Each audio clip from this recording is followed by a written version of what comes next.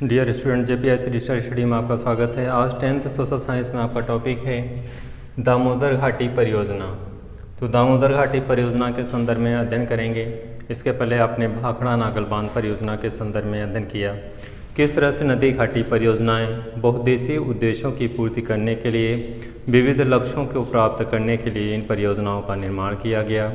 आज़ादी के बाद जो है देश जब आज़ाद हुआ तो आज़ादी के पश्चात जो है देश में जितने संसाधन थे उन संसाधनों का कैसे यूज़ किया जाए, कैसे उनके लिए योजनाएं बनाई जाए, किस रूप में कार्य किया जाए और क्या लक्ष्य निर्धारित किए जाएं जिनसे देश को एक नई दिशा प्रदान किया जा सके, देश को विकास के मार्ग पर ले जाया जा सके और देश को विविध प्रकार की समस्याओं से निजात दिलाया जा सके।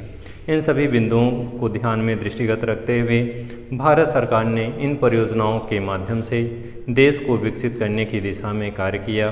देश में बहुत सारी नदी घाटी परियोजनाओं के संदर्भ में कार्य किया गया।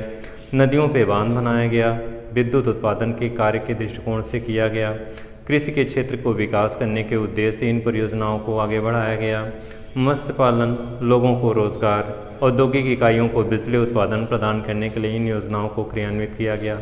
इस तरह से विविध लक्ष्यों, विविध उद्देश्यों की पूर्ति करने के लिए बहुउद्देशीय नदी घाटी परियोजनाओं को निर्मित भी किया गया और उन्हें विकास के लिए विविध प्रकार की योजनाओं को क्रियान्वित किया गया। तो चलिए विषय वस्तु को स्टार्ट करते हैं इन्हीं परियोजनाओं के संदर्भ में।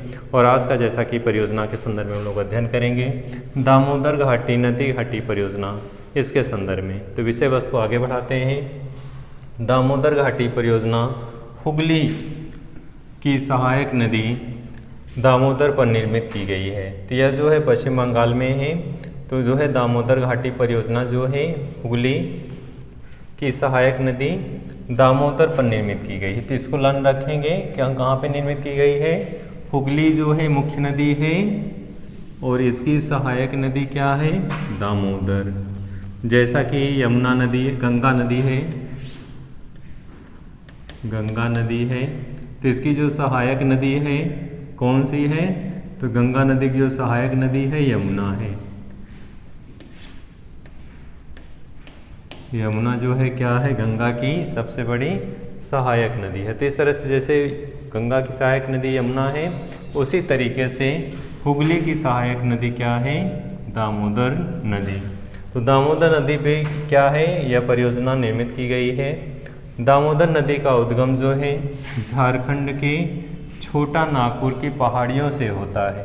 तो यहाँ पे दामोदर नदी का उद्गम स्थल बताया जो गया है झारखंड के छोटा नागपुर की पहाड़ियों से इसका उद्गम है। यह नदी जो है 530 किलोमीटर लंबी है। इसे बंगाल का शोक या शोक नदी कहा जाता है। कहा जाता था, कुछ स्थितियां चेंज हुई आज़ादी के बाद जो है, तो बंगाल का शोक इसे कहा क्यों जाता है, क्योंकि इस नदी के माध्यम से पश्चिम बंगाल में जो है बाढ़ की स्थिति आ जाती थी। कितने लोगों को अपने जो है स्थल को छोड़ कर के जाना पड़ता था, जान माल की हानि होती थी, चारों तरफ क्षेत्र पूरा जलमग्न हो जाता था और तबाही होती थी। यह नदी जो है पश्चिम बंगाल में बहुत ज़्यादा तांडव करती थी और ऐसे परिस्थितियों के कारण जो है वहाँ के लोगों का जनजीवन अस्त व्यस्त हो जाता था। तो इस तरह से इस नदी की बहुत ज़्यादा जो है भयावह स्थिति के कारण इसे क्या नाम दिया गया, बंगाल का शोक। क्योंकि ये जो है इतना ज़्यादा नुकसान करती थी, इतने लोगों की जान चली जाती थी, जान माल का नुकसान होता था, इसीलिए इसे नाम दिया गया बंगाल का शोक।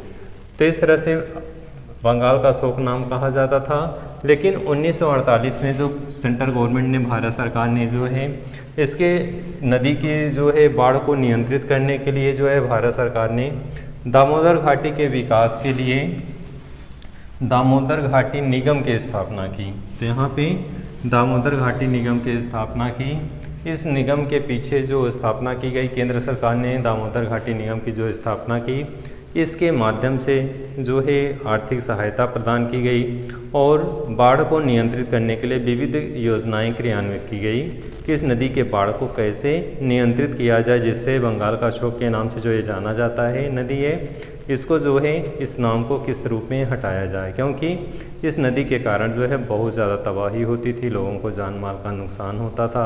अपने स्थानों को छोड़ करके लोगों को बहुत दूर दराज के दूसरे स्थानों में शरण लेना पड़ता था, शिविरों में रहना पड़ता था, बहुत सारी समस्याएं उनको झेलनी पड़ती थी। तो जिसके कारण इसे बंगाल का शोक नाम दिया गया। लेकिन 1948 में सेंट्रल गवर्नमेंट ने, भारत सरकार ने इसे जो है इस नदी को, बाढ़ को नियंत्रित करने के लिए जो है विविध योजनाएं क्रियान्वित की और इसी के संदर्भ में दामोदर घाटी निगम की स्थापना की। तो यहाँ पे दामोदर घाटी निगम की स्थापना जो की इसी के पीछे का जो उद्देश्य था कि बाढ़ को नियंत्रित करना, जिस तरह से लोगों को जनजीवन अस्त व्यस्त हो जाता है इस नदी घाटी के कारण जो है, इसी को नियंत्रित करना था जिससे बाढ़ नियंत्रित हो सके।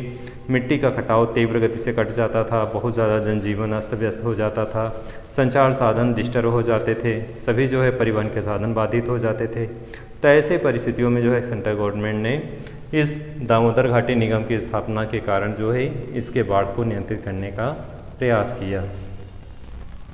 भारत की यह जो है प्रथम नदी घाटी परियोजना है।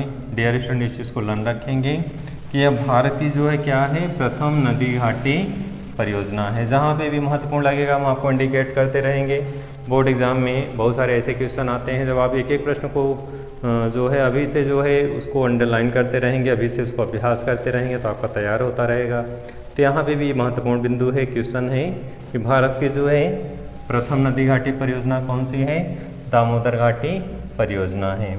अब इसके महत्व के संदर्भ में अध्ययन करेंगे। जैसा कि आप जानते हैं, नदी घाटी जो परियोजनाएं होती हैं विविध उद्देश्यों, विविध लक्ष्यों को प्राप्त करने के लिए इसको क्रियान्वित किया गया था। नदियों पे जो है इन परियोजनाओं के पीछे बहुत सारे उद्देश्य थे। विविध उद्देश्यों की पूर्ति करने के लिए इन परियोजनाओं को बनाया गया था। तो इस परियोजनाओं के संदर्भ में अध्ययन हम लोग करेंगे। महत्व के संदर्भ में लगभग इस परियोजना के माध्यम से 6600 मेगावाट विद्युत उत्पादन किया जाता है। तो यहाँ पे विद्युत उत्पादन जो कितना किया जाता है, 6600 मेगावाट विद्युत उत्पादन किया जाता है, जो झारखंड तथा पश्चिम बंगाल के औद्योगिक क्षेत्रों को विद्युत आपूर्ति के लिए प्रदान किया जाता है। तो यहाँ पे झारखंड और जो पश्चिम बंगाल है, जो औद्योगिक हैं, उद्योग हैं, उनको विद्युत मुहैया कराया जाता है। कहते हैं विद्युत जो है किसी देश के औद्योगिक विकास के लिए बहुत ही आवश्यक घटक है। बिना विद्युत के जो है किसी देश में औद्योगिक विकास संभव नहीं है।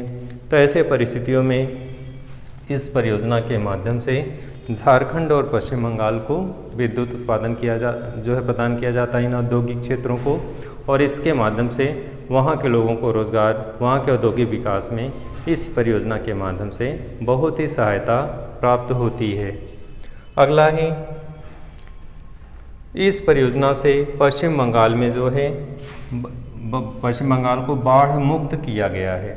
यानी इस परियोजना के माध्यम से नदी के बाढ़ को नियंत्रित करने का प्रयास किया गया।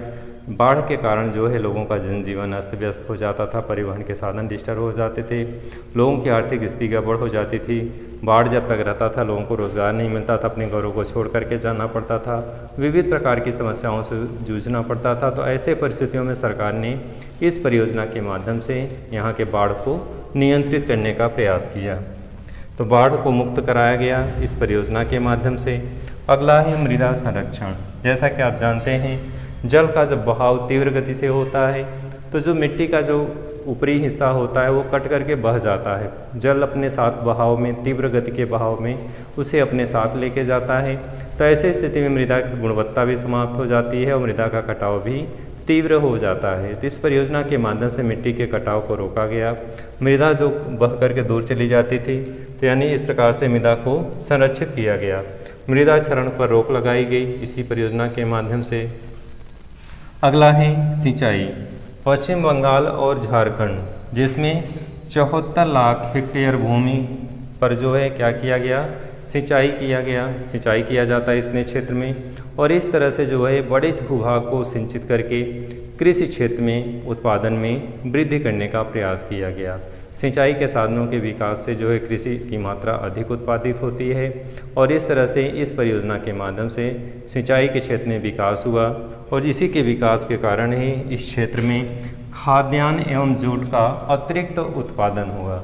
खाद्यान्न एवं जूट का अतिरिक्त उत्पादन होने से आर्थिक लाभ प्राप्त हुआ। तो यह परियोजना जो है विविध उद्देश्यों, विविध लाभों को लिए हुए है। इसी के साथ साथ इस परियोजना से मत्स्य पालन होता है। मत्स्य पालन के कारण जो है लोगों को रोज़गार की प्राप्ति होती है और इससे आर्थिक लाभ होता है। तो इस तरह से ये परियोजना जो है क्या किया जाता है, मत्स्य पालन किया जाता है। इसी परियोजना के माध्यम से पर्यटन के क्षेत्र में विकास हुआ। पर्यटन के विकास के कारण भी जो है यहाँ बहुत सारे सैलानी आते हैं इस परियोजना के संदर्भ में। हर जगह जहाँ जहाँ भी पर्यटन के केंद्र होते हैं वे सैलानियों के केंद्र होते हैं। वहाँ पे लोग दूर दूर से लोग आते हैं घूमने के लिए। तो इस तरह से पर्यटन क्षेत्र के रूप में भी यह परियोजना विकसित हुई। अगला इसी क्रम में है नौकायन। तो इस तरह से जो कोयला खनन क्षेत्र जो हैं, औद्योगिक इकाइयाँ जो हैं, वहाँ तक जो है पहुँचाने के लिए नौकायन का भी प्रयोग किया गया। तो इस परियोजना के माध्यम से जो है इन बिंदुओं पर दृष्टिगत रखते हुए स्पष्ट होता है कि इस परियोजना से विविध प्रकार के लाभ प्राप्त होते हैं।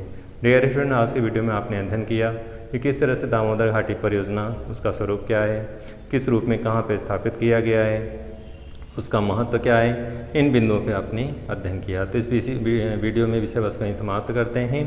अगले विषय वस्तु के साथ नए वीडियो में प्रस्तुत होंगे। धन्यवाद।